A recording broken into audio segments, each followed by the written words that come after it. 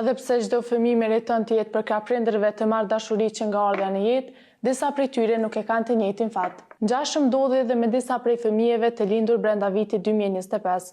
Viti që lan pas ishte determinues për shumë fëmijë, të cilët u braktisën nga prindërit qysh në lindje.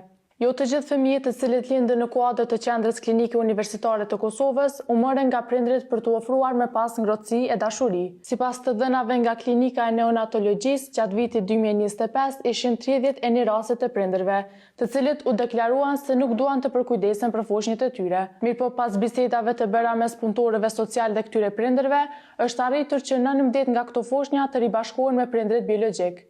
Por 12 prej këtyre foshnjëve nuk e patën fatin e njëjtë. Kësaj 10 fëmijë mbetën në përkujdesin e qendrës për punë sociale, kurse 2 foshnje vazhduan të trajtohen në klinik.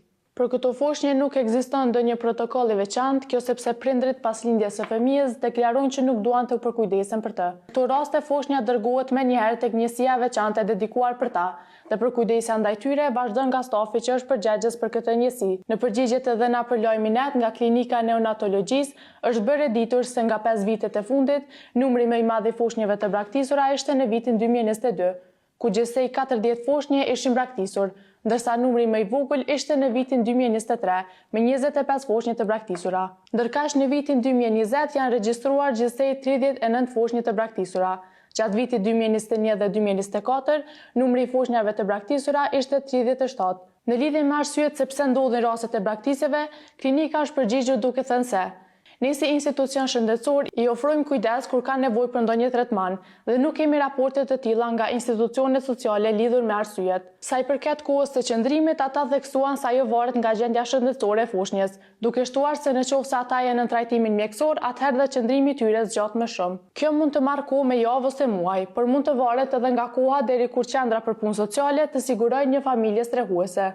Fëmijët të cilët nuk janë në përkujdesin e prindërve të tyre biologjik, klinika ju ofron trajtimin mjekësor të nevojshëm dhe siç u tha në përgjigjet e tyre, ofrohet përkujdesje rutinore ditore për foshnjët e shëndosha, duke përfshirë këtë ushqyrjen, ndërrimin, pastrimin dhe monitorimin. Në rastin e këtyre foshnjave, klinika ka deklaruar se kanë mjaftueshëm kapacitet për menaxhimin e tyre në aspektin infrastrukturor, staf për përkujdesin ndaj foshnjave, si dhe një bashkëpunim të ngushtë me QPS përmes ndërmjetësuesve social që ngjiten në klinik.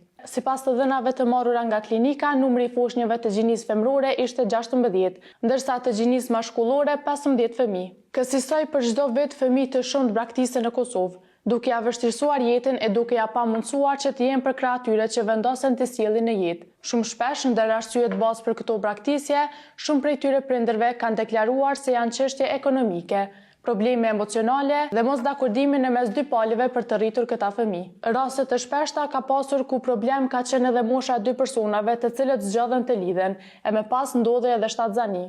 Pavarësisht këtyre sfidave, këtyre prindërve çdo herë ju rikujtohet nga punëtorët social se sa e rëndësishme është mirëqenia e këtyre fëmijëve dhe mënyra se si trajtohen që nga ardha në jetë.